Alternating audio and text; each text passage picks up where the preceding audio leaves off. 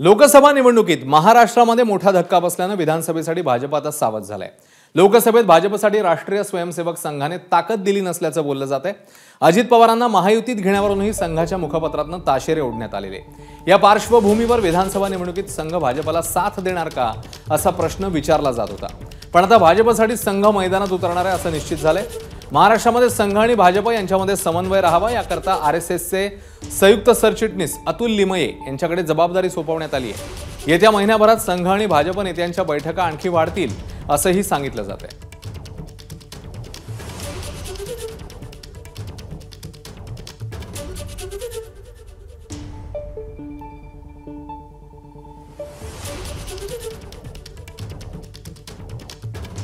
संघ राजकारणापासून अलिप्तच राहतो। संघ मदत करणे किंवा न करणे हा विषय नसतो।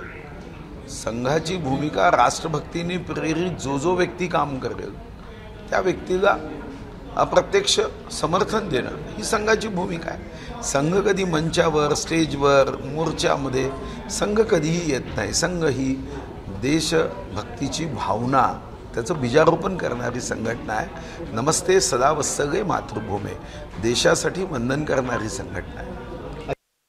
जेव्हा आपण महायुती करतो किंवा महाविकास आघाडी करतो तेव्हा कधी कोणाचा फायदा होत असतो, कोणाचा तोटा होत असतो।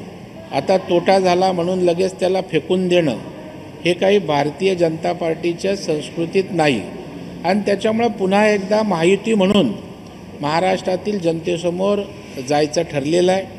आणि RSS तर आमची पालक संघटना आहे, पितृसंस्था आहे, मातृसंस्था आहे, आणि त्याच्यामुळे त्यांचं मार्गदर्शन भारतीय जनता पार्टीला नेहमी होत असतं, आणि तशाच पद्धतीचं विधानसभेच्या अनुषंगाने सुद्धा मार्गदर्शन त्या ठिकाणी होईल।